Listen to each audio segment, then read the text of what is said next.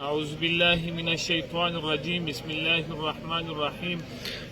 نن دو دیرشمه شپه ده چې موږ په لټ کې ولاړ یو. دغه دی په لټ کې نن مذاکرات په دا حواله وو چې مثلا سرکار دا ویل چې دا کم ارتال چې نن سوی دی دا ارتال دی ختم سي. موږ په هیڅ صورت دا ارتال نه ختمو. ارتال به هلته ختمیږي چې دا کومه فیصله اپیکس کمیټې کړې ده دا پر دروازه باندې د پاسپورټ ته چې دا یې واپس نه اخیستې در هغه ساعته پورې به ارتال هم یې پر لټ به در هغه ساعته پورې موږ نه ولاړېږو. زموږ ځوانان زموږ په کور کې انسانان دا رقم دی چې هر سړی اوس پر وچ وړو باندې اریان دي. دا خو مشهورو چې مثلا خلک یا دغه کې یا کور ته یو شی راوړي یا غوښه راوړي یا بل ترتیب برابري. دلته سهار خلک راځي ماښام ځي چې کم ترتیب یې و هغه ترتیب مکمله ختم سو. موږ د سرکاره څخه د دې ویډیو په توسط باندې دا خواست کو چې بایی ستا په ارتال کې سوچ باندې چې ارتال ولې نه ختمیږي، ستا په پرلت کې سوچ باندې چې پرلت ولې نه ختمیږي. ته په دې کې سوچ بند که چې د خلکو رزق روزي الله ورکړې رزق روزي وه دا د یوه میاشته کېږي یا 2 شپې کېږي تا بنده کړې ده. ولې دې بنده کړې ده؟ نور شی خو دې نه دی ورکړی، د دوی خپل رزق روزي دی دا تی بربند کړی دي. نو موږ یو وارې بیا دا خواست کو چې در هغه ساعته پورې به موږ ناست یو چې دغه فیصله یې واپس نه یې اخیستې. کور مې ودان پهلوان به مجلس کې. بسم الله الرحمن الرحیم. سلام کوم ټولو کتونکو اورېدونکو ته. الله دې وکړي چې ټوله به روغ جوړ سلامت یاست. تقریبا د لارې 40 غنټې نه دي پوره چې موږ لاره بنده کړې ده. د دې اسلام آباد وږي سو، د دې حکومت وږي سو، د دې خزانې بیا وچې سولې.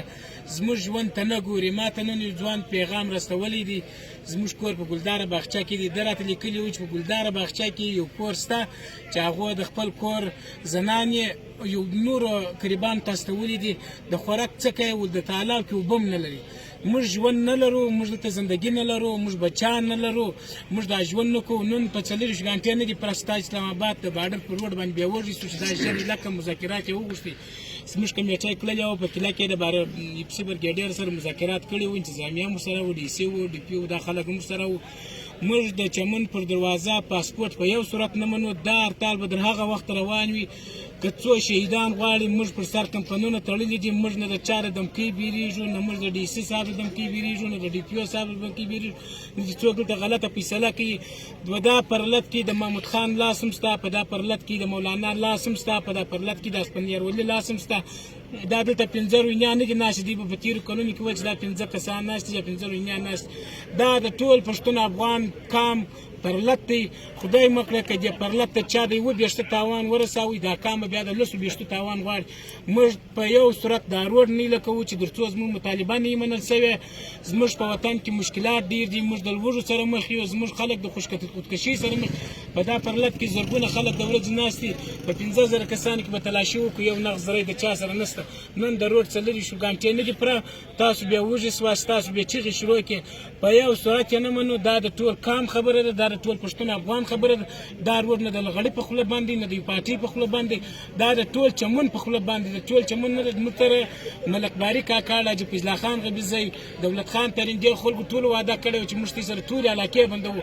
نو موږ به د کمیټې سره مجلس کوو، په لږ وخت به موږ ځو هغه روډونه او هغه علاقې به هم بندوو چې تر څو حکومت فیصله واپس نه وي اخیست. در هغه وخت به هم دا پرلت ناست وي، هم به دا روډ ناست. موږ غلط فهمي چې څوک نه کوي، په غلط فهمي کې راځي. نن دلته موږ د چا بیریږو. دا زموږ وطن دی، دا زموږ خاوره ده، دا زموږ حق دی. دلته د ډېرو خلکو وجود نه و، د پاکستان وجود نه و. موږ دلته تګ راتګ کوي. زموږ ژوند زندګي موږ کندهار کړو، کندهاریان کړو کوټله. دا زموږ خاوره ده، دا زموږ وطن دی.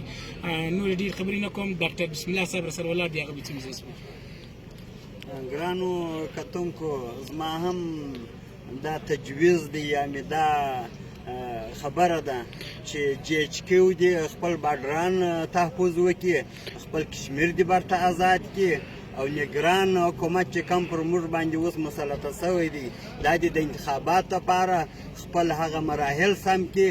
دغه زړه داودي چې اوس فیصله کړې ده دا دې پر زاړه خیال باندې پرېږدي که بیا نوی جمهوري حکومت رالی بیا که هغه هر په پارلمنټ کې هر یو لار اختیار کړه بیا به موږ دا اوس سره ګورو دوی دې دا خپله فیصله واپس واخلي موږ دې پر هغه زاړه حالت باندې پرېږدي